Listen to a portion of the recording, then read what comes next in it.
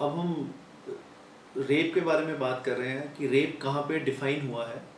Rape IPC में section 375 में define किया है कि क्या क्या क्या कॉन्स्टिट्यूट करता है रेप में।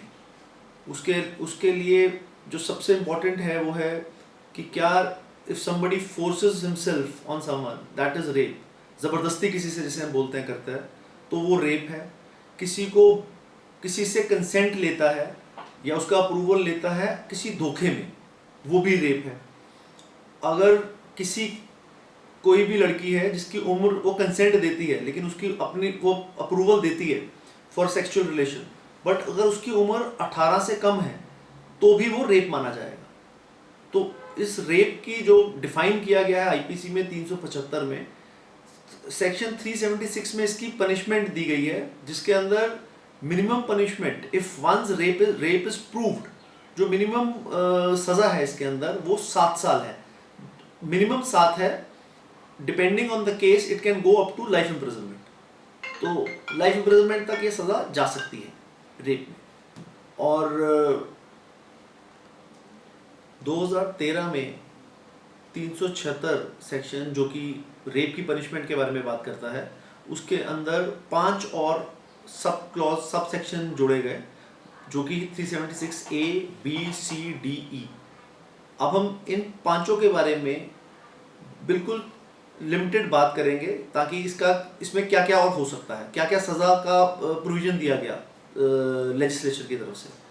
तो 376 A में जहाँ पे कोई भी आदमी किसी औरत के साथ ज़बरदस्ती करता है और उस ज़बरदस्ती में उसको वेजिटेबल स्टेज में छोड़ देता है, उसको वो वेजिटेटिव स्टेज में चली जाती है, उसके उस प्रोविज़न में, उस बात में आपको 20 साल तक की मिनिमम सज़ा है। फिर उसी तरह से 376B का एक प्रोविज़न आया, जिसके अंदर अगर आपकी वाइफ है, आपसे अलग रह रही है, और अलग रहते हुए या तो वो किसी डिग्री से अलग रह रही है या फिर कोई अदरवाइज वो अलग रह रही है, और आप हस्बैंड जाके उसके साथ सेक्सुअल रिलेशन बनाता है ज़बरदस्ती, तो उसमें भी उसका सज़ा का एक प्रोविज़न दिया गया कि उनको मिनिमम 2 साल की सज़ा हो सकती है and it can go up to 7 years. 376 के अंदर एक प्रोविज़न आया जिसके अंदर कोई भी सरकारी आदमी या कोई भी ऐसा आदमी जो आपके किसी भी औरत के साथ फिड्यूशियरी रिलेशनशिप में है और उसको इन्फ्लुएंस कर सकता है, इंड्यूस कर सकता है, और अगर उसको सेक्सुअली एक्सप्लॉइट करता है, उससे फिजिकल रिलेशन बनाता है, उसके अंदर उसको सज़ा हो सकती है, जो कि सज़ा मिनिमम 5 साल होगी, और मैक्सिमम वो अगर प्रूव हो जाता है तो 10 साल तक भी सज़ा उसको हो सकती है। फिर एक बड़ा ही सैल्यूटरी इन्होंने पनिशमेंट दी है 376D में, विच इज़ गैंग रेप।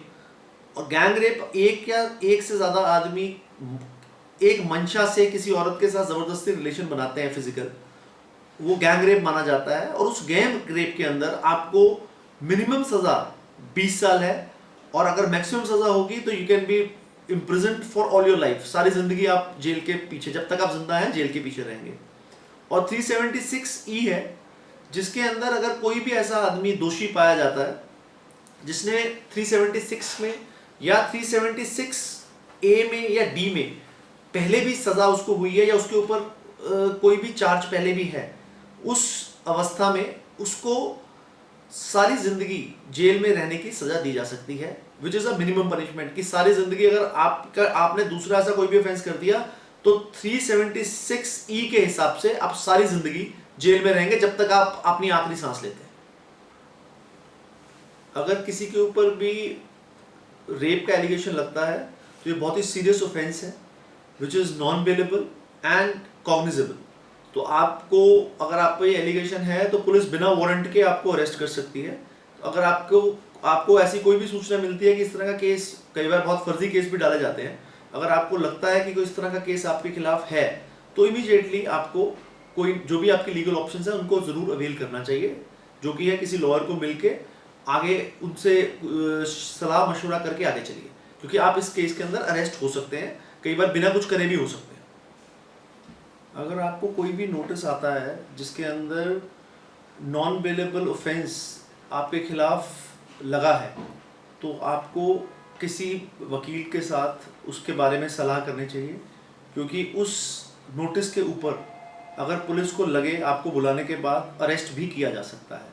तो आपको किसी न किसी लॉयर से इसके बारे में कंसल्ट कीजिए, बात कीजिए और बताइए और पूछिए कि आपकी क्या क्या लीगल रेमेडीज अवेलेबल हैं, कि क्या आपको इस नोटिस के खिलाफ पहले बेल के लिए जाना चाहिए, नहीं जाना चाहिए, so what all options are available to you. तो ये आपको डिस्कस करना चाहिए।